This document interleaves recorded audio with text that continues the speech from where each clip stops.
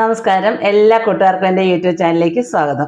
ഇന്ന് നമ്മളിവിടെ തയ്യാറാക്കാൻ പോകുന്നത് കൊച്ചു മത്തി, അത് മുളകിടിച്ചിട്ട് പറ്റിക്കുന്നതാണ്. അത് എങ്ങനെയാണ് തയ്യാറാക്കുന്നതെന്ന് നമുക്ക് വീഡിയോ കണ്ടു നോക്കാം. അതിന് വേണ്ടിയിട്ട് നമ്മളൊരു 10-25 മുളക് എടുത്തിട്ടുണ്ട്. എരിവുള്ളതും എരിവില്ലാത്തതും കൂടിയാണ്.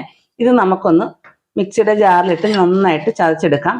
അതുകൂടാതെ 10-20 ചുവന്നുള്ളി ഉണ്ട്, അതും നമുക്കൊന്ന് ചതച്ചെടുക്കണം. അപ്പോൾ ഇത് രണ്ടും നമ്മളൊന്ന് ചതച്ചുകൊണ്ട് വരട്ടെ.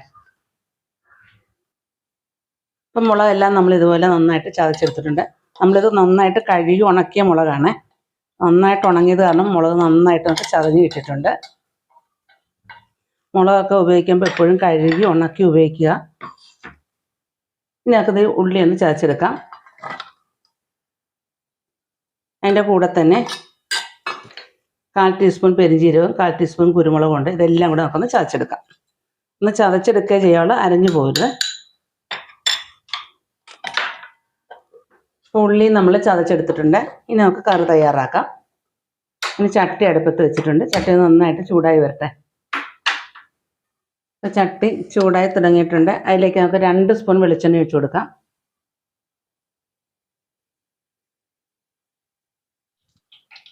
എണ്ണ നന്നായിട്ട് ചൂടായി വന്നിട്ടുണ്ട്. ഇതിലേക്ക് ഒരു അല്പം ഉലുവ ഇട്ട് കൊടുക്കുക.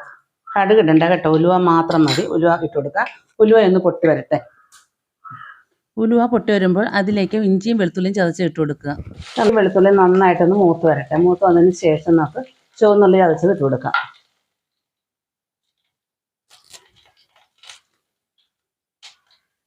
ഈ രണ്ട് കറിവേപ്പില.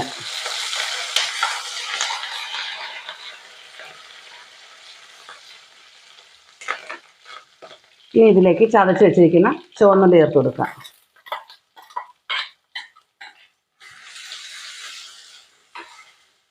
ചുവന്നുള്ളിയും കുരുമുളകും പെരിഞ്ജീരകവും കൂടെ ചതച്ചതാണ് ഇപ്പം നമ്മൾ ചേർത്ത് കൊടുത്തത്.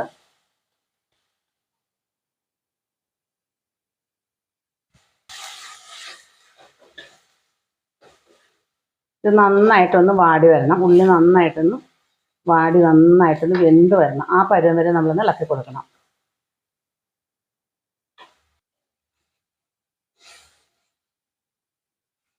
നല്ല ഫ്രഷ് മത്തിയാണ്. ഫ്രഷ് മത്തി കിട്ടുമ്പോൾ വേണം നമ്മൾ ഇതേപോലെ തയ്യാറാക്കാൻ.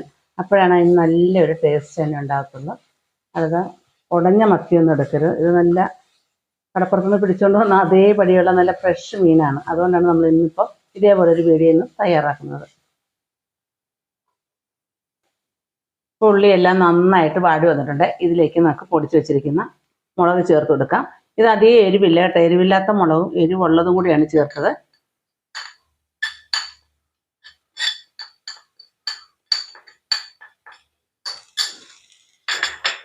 നന്നായിട്ട് മൂപ്പിച്ചെടുക്കാം.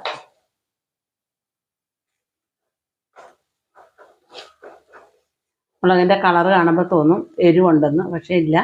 പിരിയമുളകാണ് കൂടുതൽ നമ്മൾ എടുത്തത്, അതുകൊണ്ടാണ് ഈ കളർ തോന്നിക്കുന്നത്.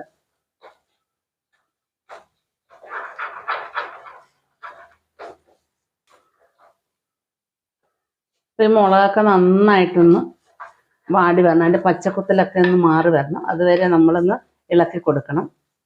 എങ്കിലേ അതിൻ്റെ കറിയുടെ ടേസ്റ്റ് ഉണ്ടാകത്തുള്ളൂ.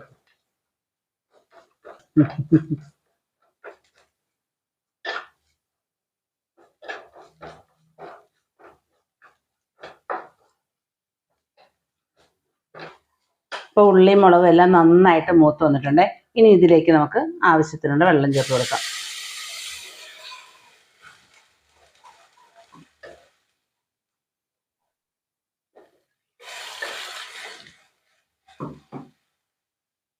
ഇനി ഇതിലേക്ക് 2 കഷ്ണം കുടംപുളി കഴുകി വൃത്തിയാക്കി വെള്ളത്തിട്ട് വെച്ചേക്കാണ്, അതുകൂടെ നമുക്ക് ചേർത്ത് കൊടുക്കാം.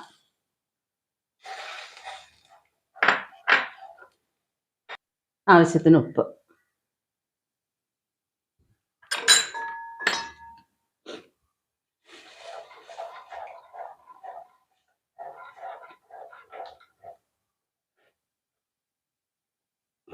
നന്നായിട്ട് തിളച്ച് വരട്ടെ.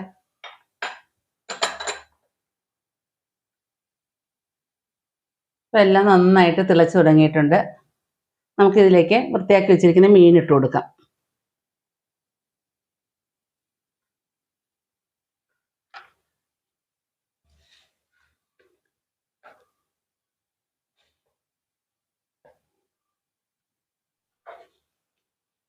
മീൻ മുങ്ങത്തക്ക രീതി മാത്രമേ നമ്മൾ ഈ കറിക്ക് വെള്ളം ചേർക്കാറുള്ളൂ. ഒത്തിരി വെള്ളത്തിലല്ല ഇത് തയ്യാറാക്കേണ്ടത്.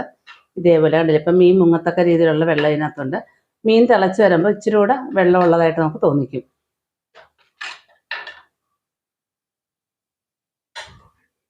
ഇനി ഇതിലേക്ക് 2 ചെറിയ തക്കാളി, അധികം പുളിയില്ലാത്തതാണ്, അതുകൂടെ നമുക്ക് ഇട്ട് കൊടുക്കാം.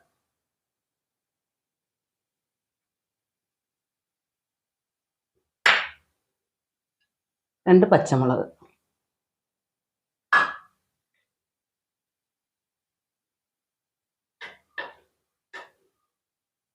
ഇനി ഇത് നമുക്ക് ഒരു 5 മിനിറ്റ് മൂടി വെച്ച് വേവിക്കാം.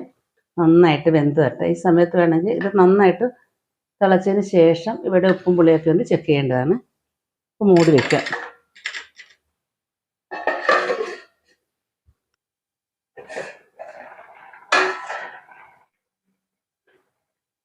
നമ്മൾ മഞ്ഞൾപ്പൊടി ചേർക്കാൻ വിട്ടുമായിരുന്നു, ഇപ്പോഴാണ് ചേർക്കുന്നത്. മഞ്ഞൾപ്പൊടി ചേർത്ത് കൊടുക്കുക.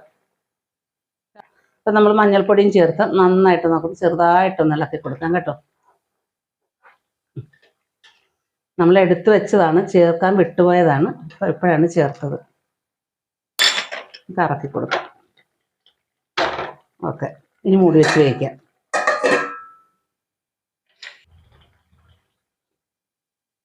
ഇപ്പം എല്ലാം നന്നായിട്ട് വറ്റിക്കുറുകി വന്നിട്ടുണ്ട്. ഇവിടെ ഉപ്പും പുളിയൊക്കെ നമുക്കൊന്ന് ചെക്ക് ചെയ്യാം. ഉപ്പും പുളി എല്ലാം കറക്റ്റാണ് കേട്ടോ. അപ്പോൾ ഇതിലേക്ക് 2 പച്ചക്കറിവേപ്പിലയും പച്ച വെളിച്ചെണ്ണയും കൂടി ഒഴിച്ച് നമുക്ക് ഫ്ലെയിം ഓഫ് ആക്കാം.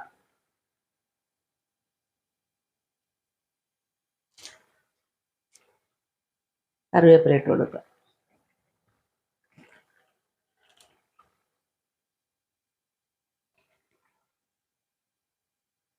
ഇതിലേക്ക് 1 സ്പൂൺ വെളിച്ചെണ്ണ കൂടെ നമുക്ക് പച്ച വെളിച്ചെണ്ണ കൂടെ ഒഴിച്ചു കൊടുക്കാം.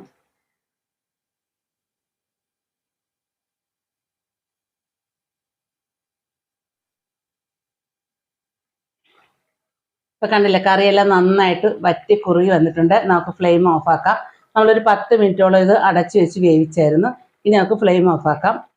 അപ്പം നല്ല അടിപൊളിയായിട്ടുള്ള മുളകും ഉള്ളിയും ചതച്ചിട്ട മത്തിക്കറി ഇവിടെ റെഡിയായി. കണ്ടില്ലേ, വെറൈറ്റി ആയിട്ടുള്ളൊരു മത്തിക്കറിയാണ് ഇത്. നിങ്ങൾ ഇതേപോലെ ഒരു പ്രാവശ്യമെങ്കിലും ഒന്ന് തയ്യാറാക്കി നോക്കുക. എന്നിട്ട് നിങ്ങൾക്ക് ഇഷ്ടപ്പെടുകയാണെങ്കിൽ നിങ്ങളുടെ ഫീഡ്ബാക്ക് ഒക്കെ അറിയിക്കാൻ മറക്കരുത്. ഈ വീഡിയോ നിങ്ങൾക്ക് ഇഷ്ടപ്പെടുകയാണെങ്കിൽ ലൈക്ക് ചെയ്യുക, ഷെയർ ചെയ്യുക, കമൻറ്റ് ചെയ്യുക, സബ്സ്ക്രൈബ് ചെയ്യുക. സബ്സ്ക്രൈബ് ചെയ്യുമ്പോൾ ബെല്ലൈക്കൻ അമർത്താൻ ഓൾ എന്നുള്ള ഓപ്ഷൻ കൂടെ ഒന്ന് ക്ലിക്ക് ചെയ്യുക. എങ്കിൽ മാത്രമേ ഞാൻ ഇടുന്ന വീഡിയോയുടെ ഒരു നോട്ടിഫിക്കേഷനൊക്കെ നിങ്ങൾക്ക് ഉടനടി കിട്ടുകയുള്ളൂ. ഇനി നല്ല നല്ല വീഡിയോയുമായി നമുക്ക് കാണാം. താങ്ക്